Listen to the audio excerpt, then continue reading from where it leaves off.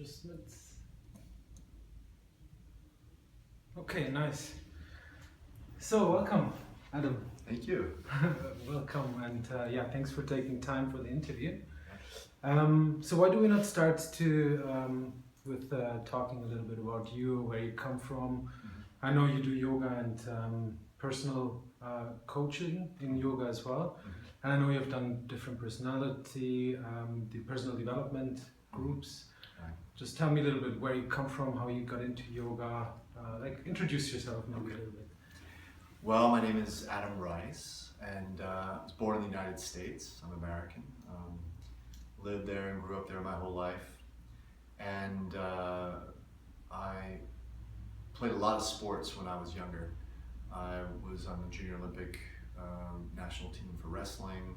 I was playing soccer a lot and really not doing much to honor my body back then.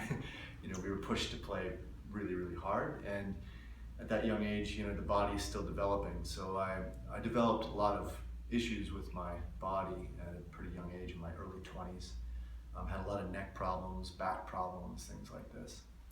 And once I sort of stopped playing the really competitive sports, I thought, okay, I need to do something to treat these issues that I have. And I was going to chiropractors, I was going to massage therapists, I was seeing acupuncturists, pretty much everything.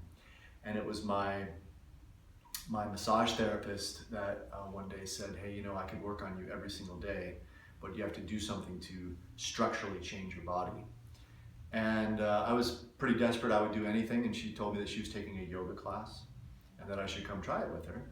And so that's what I did. I went and took my first yoga class, and also at that time I was working in a corporate job. I was a banker, so it was a very high stress job, so it wasn't just the physical issues, it was a lot of the mental and pressure coming from all around me. And I remember taking that first class, yoga class, and the first thing I thought was, holy crap, this is a lot harder than I thought it was, But I walked out of there into this warm Florida night. I'll never forget that first yoga class. And for the first time ever, I felt like my feet were actually connected to the earth. And that was sort of like the kick for me. And I thought, I want more of this. And as time went on, I started practicing more, and I fell in love with my yoga teacher, and she kind of started to show me the other side of yoga, which was the spiritual side of it, meditation, and being conscious in the things that I did and aware.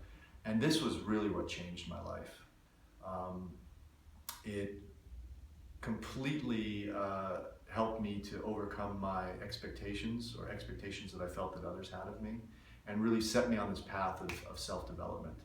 And that's where it all began. That was 16 years ago. And I've been teaching now yoga for about 15 years. I moved to Berlin, Germany 11 years ago, and I've been teaching here.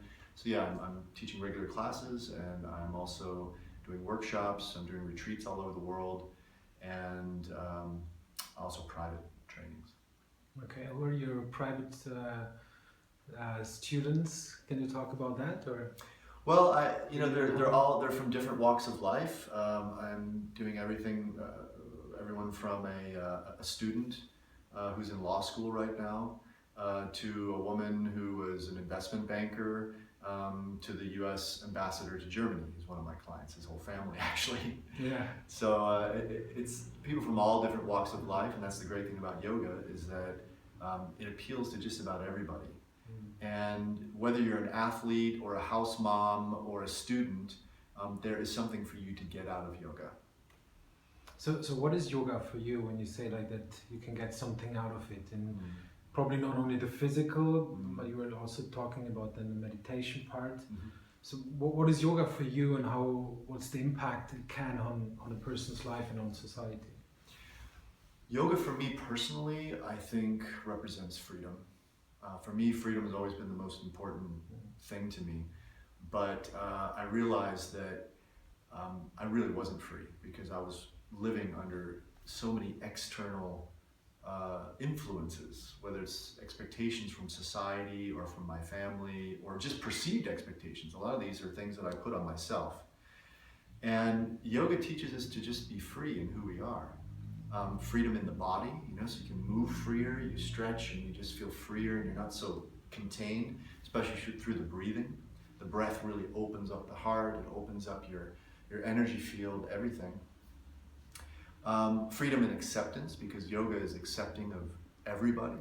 It's not a religion, which some people think.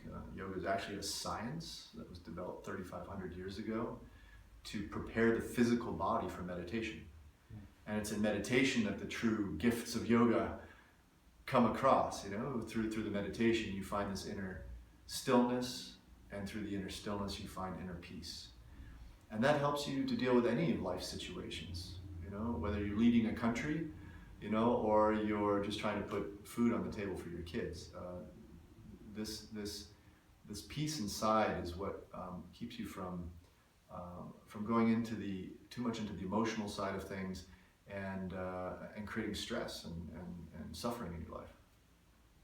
And how would you say do you get to that stillness? How do you, I mean, of course with meditation, but what's the ingredient to it? Like what's also maybe then the ingredient to meditation? What makes it possible to find the stillness?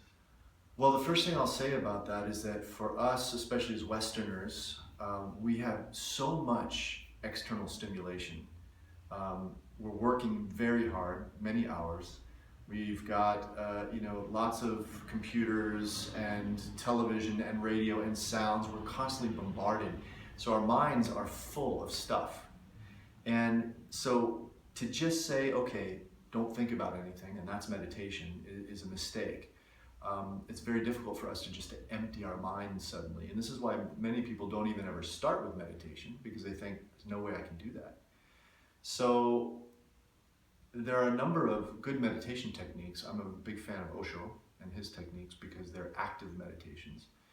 And these are designed to really help the active, busy mind to get rid of all the stuff that's in there first through active motion, so that we can, at the end, come down to a place of stillness. And it's only when you rid the mind of all this nervous energy and these nervous thoughts that you can find that stillness inside. But once you get a taste of it, that's the cool thing. Once you find, it might take you a little while to get there, but once you get that first little taste, it's like a drug, it hooks you, you know, and you want to keep going back to that place, and then it gets easier and easier and easier. Just like working a muscle. So movement could also be then yoga. So yoga as a preparation for meditation, or as a combination, especially when you talk about the nice feeling you have when your body feels stretched, you know, of course that also has an impact on the mind. So there's an obvious sign of the body-mind connection as well. So so basically for you, every movement and meditation fit well together, no matter kind of what movement. And do you implement that also into your yoga classes, like the meditative part, and how do you implement them? Yeah, in the studios, well, first of all, yoga and meditation go perfectly together, hand in hand. Yoga, the physical part of yoga, which is hatha, there's 8 branches of yoga. Meditation is another branch. But the physical part of yoga, the asana, which most people know about, which is what you see people practicing, was designed to keep the physical body fit, so that you can rid the body of that stress and tension, so that it helps you get into that state of meditation. I always build in a certain amount of meditation and focus and awareness during my classes. In a studio setting, we generally don't have time at the end to sit and meditate for an hour. You know, it might just be a 10-minute shavasana where everybody lays down and you just close your eyes and just completely release for 10 minutes. But the depth of relaxation you can achieve in those 10 minutes after having done a physical practice, an asana practice for 80 minutes, the class is usually an hour and a half, is profound. You come very quickly into a very deep place of relaxation, especially with the type of yoga that I teach, which is vinyasa, which means flow. And it's kind of a stronger, more powerful type of yoga, so the body really gets worked. So those two go hand in hand very well. There are many other types of activities you can do. Many people who run, you know, they get into this meditative state from running. mindfulness is very important. So in everything that you do, whether you're cooking or whether you're preparing your kids for bed or whatever it happens to do, if you do it with 100% awareness, that's also a type of meditation. It's just getting rid of all the extraneous thoughts that we don't need so that we can be completely focused. This one-pointedness, that's the key to finding that inner stillness. Okay, so that would be your explanation of meditation, and basically as well. Yeah, meditation is coming to a place of stillness by creating a point of focus and filtering out all the stuff that's unnecessary on both sides. And once you come to this one place of point of focus, then that stillness starts to come up and that peace flows through the entire body.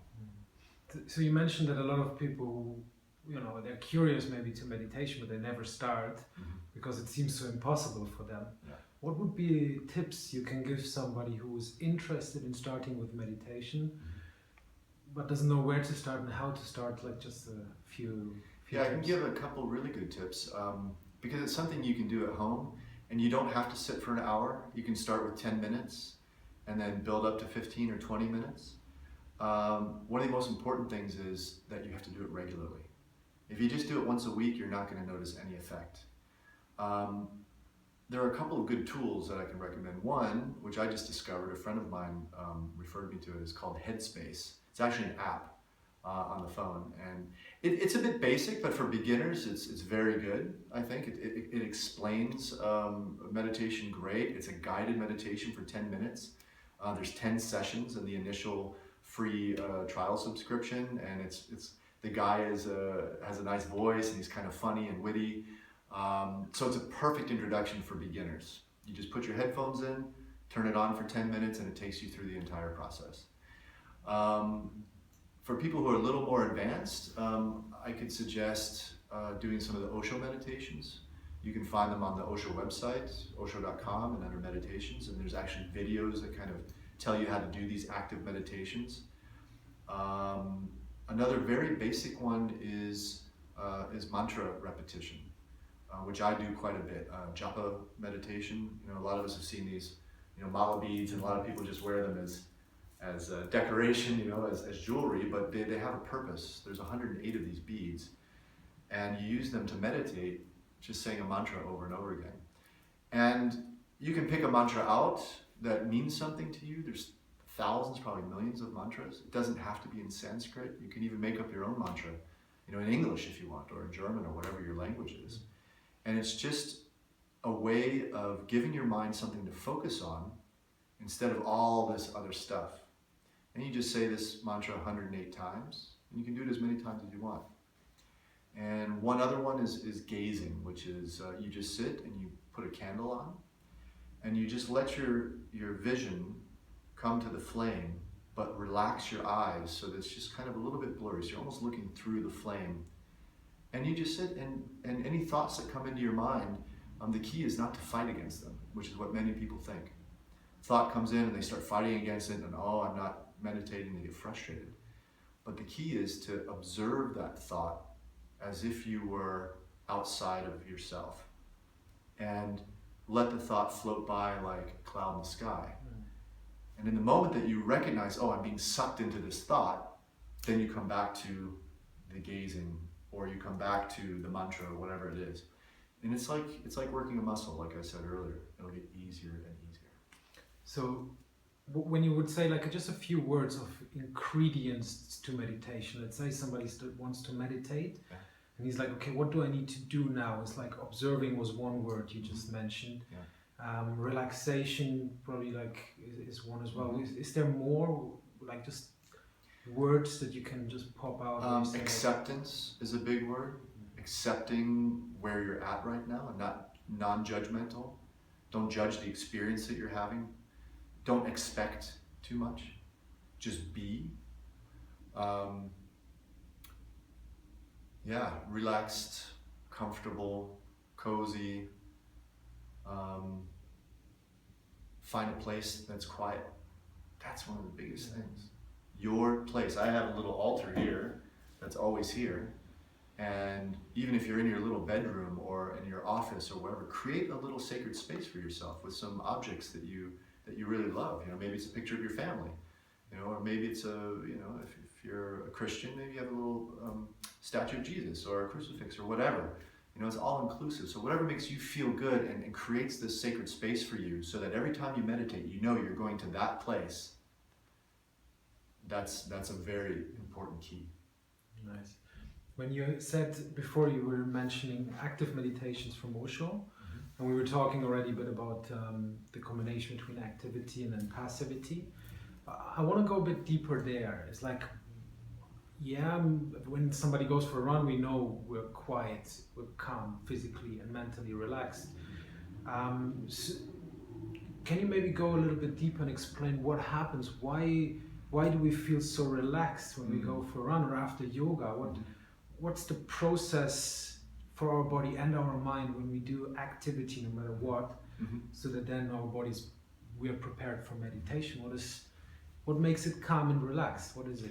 Well, if you think about if you were to look at our brain waves on a normal day, I'm talking from a physiological standpoint now, our brain waves look like this, because we have all this stimulation coming in. And the place where creative thought happens, for example, is in the space between the active thought. You know, these eureka moments that come where you think, oh yeah, this is the idea, or you solve a problem suddenly, is oftentimes when the mind is the most relaxed. So if our mind is constantly like this, there's not a whole lot of room in there for us to have these aha moments, these creative thoughts, and the relaxation is in between those points as well. This feeling of, being not stressed and just relaxed. So what meditation does is by creating a point of focus, we're in a way filtering out all those extraneous stimuli so that the brain waves begin to slow down. Drugs do the same thing. This is why a lot of artists, musicians write some of their best stuff when they're taking drugs, is because it has a way of slowing down the brain waves. Now the long-term effects of that obviously are for the body are not good. You can achieve the same thing through meditation. But that's kind of how it works. We're slowing down the brain waves, creating more focus, and filtering out all the other stuff. So whether you're sitting and meditating, or you're running, or you're rock climbing, you're very focused, for example, when you're rock climbing, because if you miss a rock, you're gonna fall. So everything else gets tuned out because you're just thinking about where's that next rock that I have to grab onto. And that's what creates this openness in your mind. Yeah. So it's a focus in the present moment. Right. And being connected to the body. Yeah, that's a good point what you just said, being in the present moment, because a lot of this stuff that we have in our minds is stuff from the past and stuff from the future. You know, my girlfriend and I broke up. We had such a great relationship together, so many years thinking about the past. Oh man, tomorrow I have this test I have to write, and I have to do this, and I have to go to the grocery store, living in the future. These are all things that don't make any, they're not that important right now, at least for the hour that you're sitting and meditating. Yes. So when you, like a lot of people in the last years, they start talking about the body-mind connection, and I see that in the fitness industry, it's people start talking about body-mind, and so far it was only body, and now it's like, this body-mind connection. What is the body-mind connection for you, and what's the meaning for somebody's life? If you're aware of that, what's the meaning for that for somebody's life or society? Well, there should be no separation between body and mind, because it's all part of one system. And the problem is, in the past, that especially with fitness studios and things like this, is that it's really all been a focus on the body, because that's what we physically see. Everybody wants to have, a six-pack and, toned arms and things like this. But if you're miserable on the inside, it doesn't really matter what you look like on the outside. And over the last years, especially I would say in the last 15 to 20 years, there's been a movement back the other way, towards a more Eastern philosophy of holistic healing. And holistic healing treats not just the body, but also the mind and the spirit and the soul and everything else, because they see it, in Chinese medicine, for example, or in yoga. We see this as an entire system, and you can't just separate those things out necessarily. So this movement, body-mind movement, that's now becoming more and more popular, is a holistic movement that is recognizing, again, because we've known it for thousands and thousands of years, but our Western, with this modernization and everything, has sort of forgotten about that, is realizing again how important it is to have not just a healthy body, but also a healthy mind and a healthy soul. And if you look at how much mental illness we have in the world right now, depression and things like this, it's a result of many, many years and generations of not paying attention to that body-mind connection, only focusing on the body. Western medicine has done a great job at this. Let's throw a pill in the person or give them a shot and hopefully cure the body, but they don't go into what's the actual root cause of it many times. And many times it is an internal thing. It's a psychosomatic issue, or it's a trauma, or something that's happened to the person. So things that happen on the inside manifest very often on the outside, which is in your physical body. So many diseases and things like this are a manifestation of a sick soul, basically. So we have to treat both of those things in order to lead really balanced, healthy lives. Yeah, and meditation and yoga are fitness and all these body-mind methods, are a path towards that.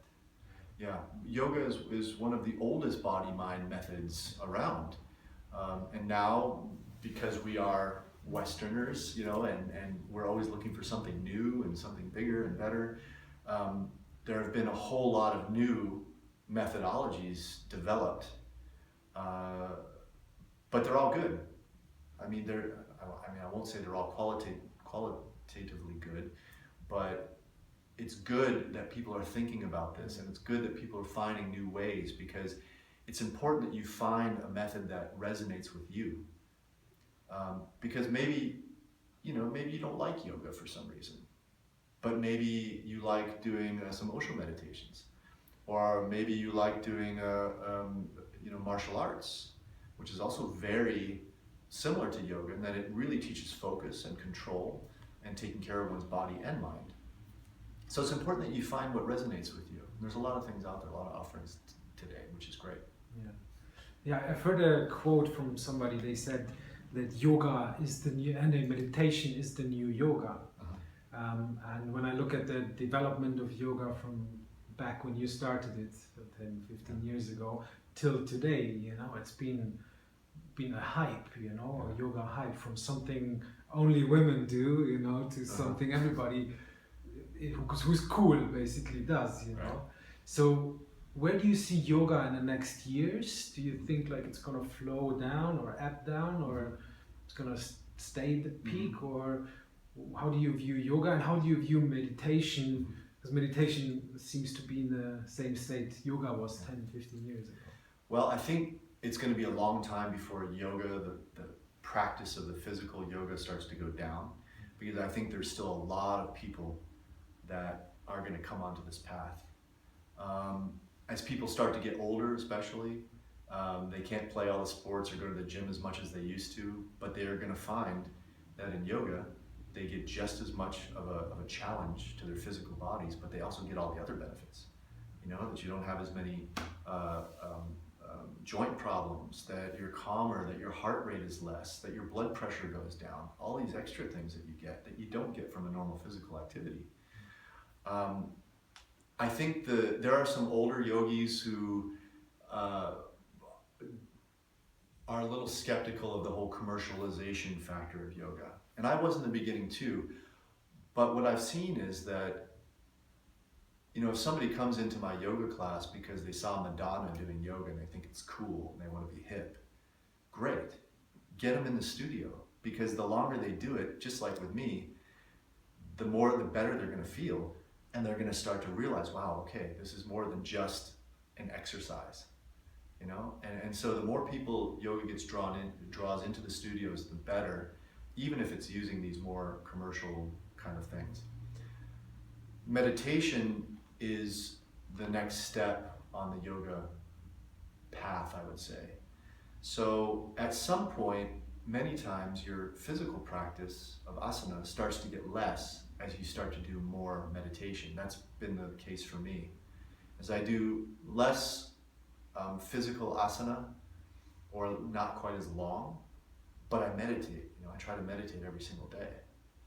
And the two work together. So as your consciousness starts to rise, I think, then your meditation starts to get more and more, because you realize that's where the real gift is. That's where the real, you know, the juicy stuff is in the meditation. And I hope that meditation continues to rise. I mean, you walk around Berlin here and you see posters everywhere for meditation classes. And people are asking me, students of mine who've never meditated before, they ask me a lot, you know, how do I meditate? I want to, I can't, you know, but I want to try. And then when they finally try it, they're blown away by it. Yeah, I agree. I think that, yeah, if I look at the development of meditation, especially in the last years, there's been a shift from meditation as just something for spiritual and esoteric people to, hey, it's something for the normal people as well. And the view changes, and so the offers change as well. Like you see more yoga meditation studios without Buddhas, or you know, like, or incense, or you know, like what the normal people call the spiritual, you know, area.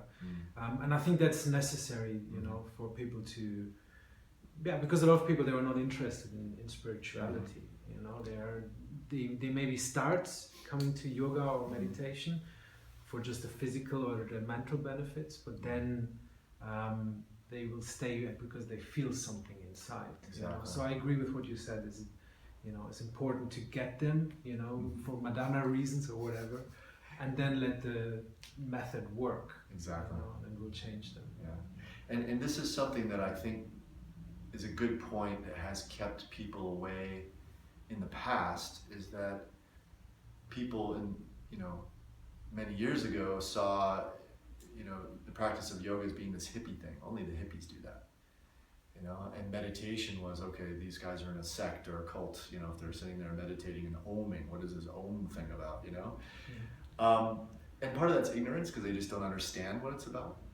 But things have changed now. And yoga and meditation are speaking to a much broader segment of society, because people are learning it's not necessarily about religion, and it's not. You know, my guru, my teacher, I went into I took care of him for a while, and when he was sick, and I remember being in his room one time, and he had pictures of, you know, of Buddha and Krishna and Shiva, but right next to his bed he had a picture of Jesus on his bedstand, on his table. And I said, you know, Guruji, I'm a little confused. You know, why do you have a picture of Jesus here? He said, well, there were many great masters. And Jesus was one of the greatest. Yoga means union. It means connection to all. And that's what's so beautiful about yoga, is that it accepts everyone, race, religion, whatever.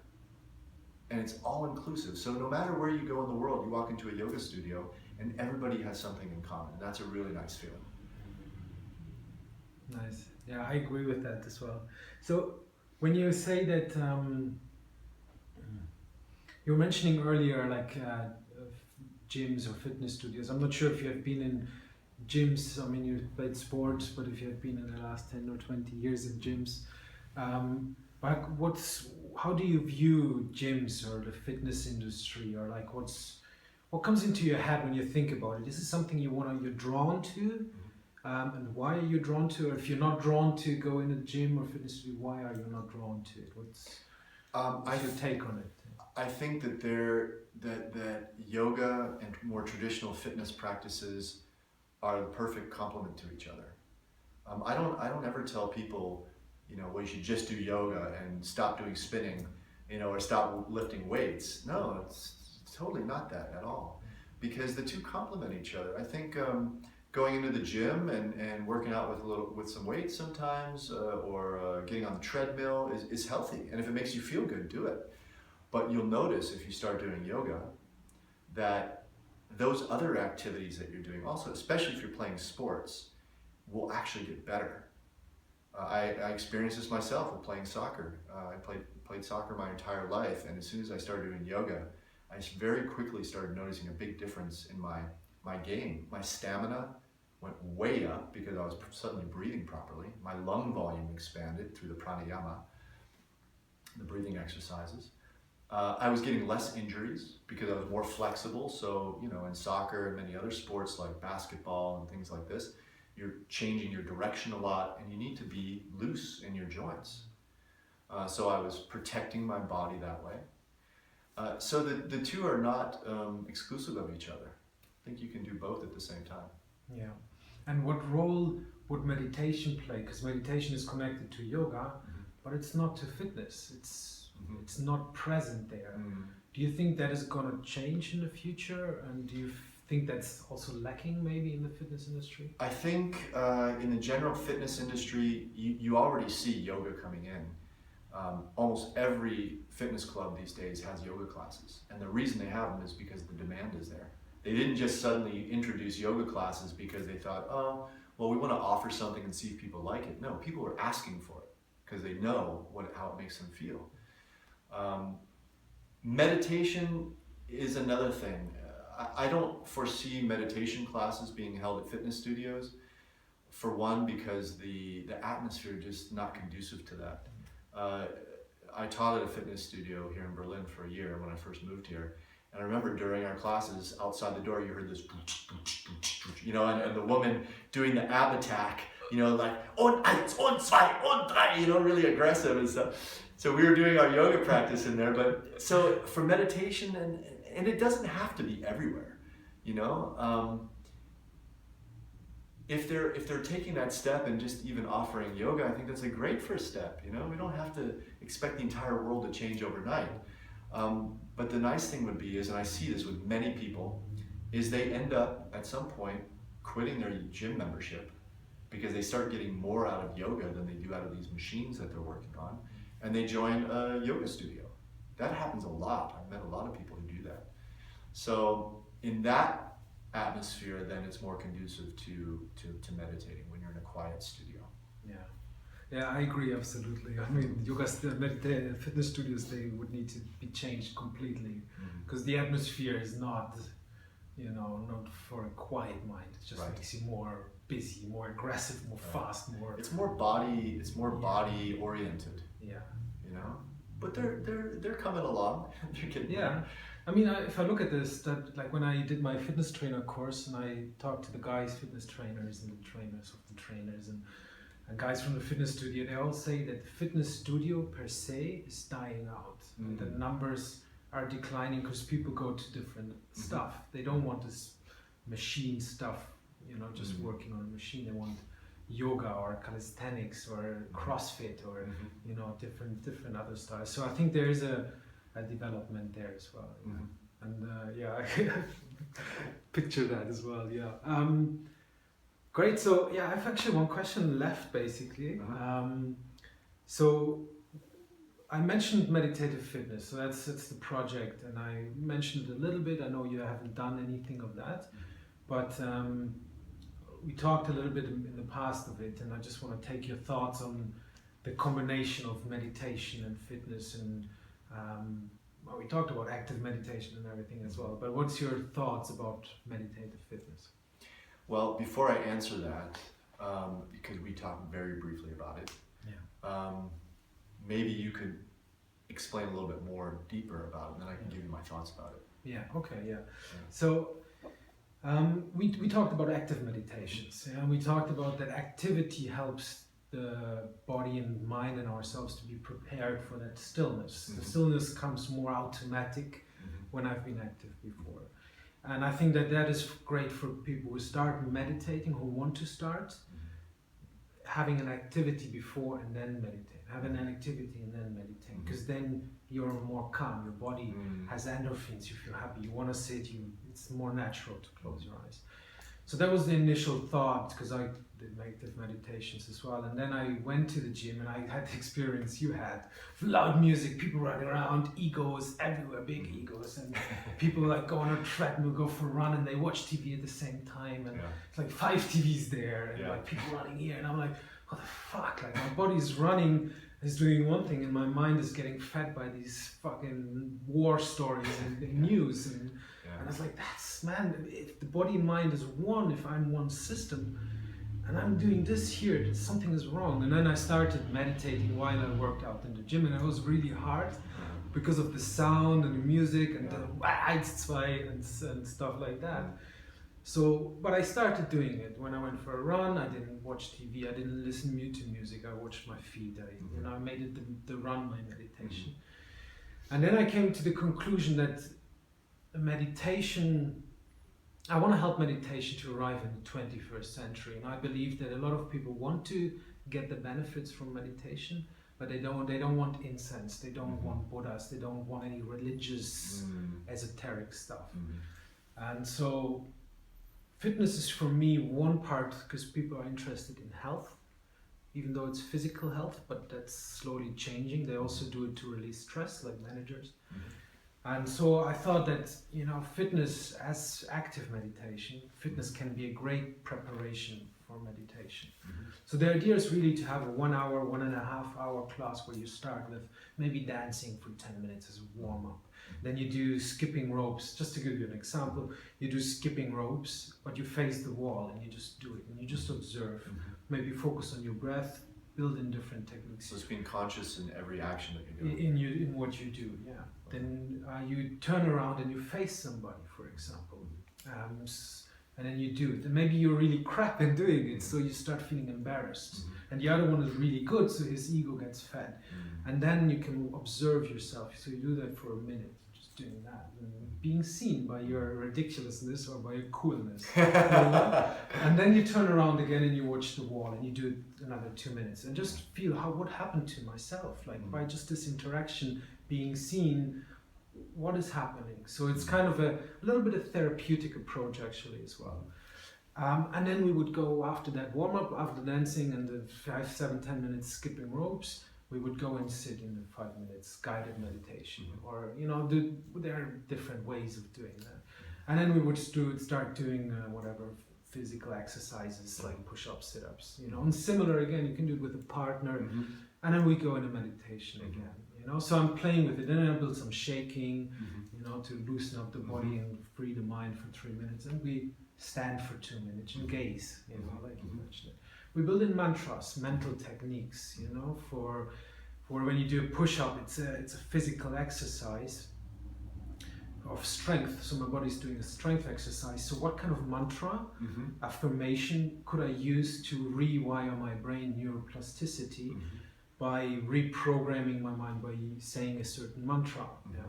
So you can say, yes, I can, yes, I'm strong. Maybe a picture comes up where you, didn't stand your man in front of your boss or something like this. And then you're like, yeah, yes, I can, yes, I'm strong. So you build confidence through that. So it's a combination between mental techniques, meditation, therapeutic plays. Yeah, that's kind of the concept and that's the idea, and that's kind of what meditative fitness. So it's more than just meditation. Fitness. It's Okay. I was talking a long time. Cut. And now. Okay, what is meditative fitness? What are your thoughts on that? First of all, this idea of meditative. Just 1 second, actually, because you was low battery. I didn't know if you. Okay, start again. Sorry. Still going? Is it recording? It just says low battery, but it's still recording it. Okay. I think this idea of meditative fitness is a fantastic idea. It's kind of combining the let's say old school idea of meditation with this new idea of fitness that we've developed in the Western world, and to intermix meditation in with the physical activity. It's a great idea, and it sounds like it's a lot of fun too. I mean, I haven't done it yet, but I'm really looking forward to it because it's achieving sort of the same thing that the yoga practice achieves, the asana practice. But I like the idea of interspersing short times of meditation as part of your workout routine, so to speak. Jumping rope for 5 minutes and then meditating for a couple of minutes, jumping on the treadmill for 10 minutes and then meditating again. And doing that, especially in a group, I think sounds really cool. So I'm looking forward to trying that. I think it's a great concept. It sort of combines this idea of circuit training, going to different machines, or with CrossFit where you're running through the woods and then you're lifting weights and then you're doing push-ups and things like this. But just adding that extra little mindfulness moment in there of coming back down and getting out of the body and getting into the mind and into the heart, because that's just as important to work out as your body. So yeah, it's great. Can't wait to try it. Nice, thank you. Yeah, exactly. Yeah. That's the goal. Yeah, that's cool. that's the concept. And this is off the record. This is a great thing that you could license and franchise and create really into a program. Yeah. Just like these CrossFit people do. Yeah, exactly. I mean, I can really see that being something like can actually stop that now. Yeah. Huh?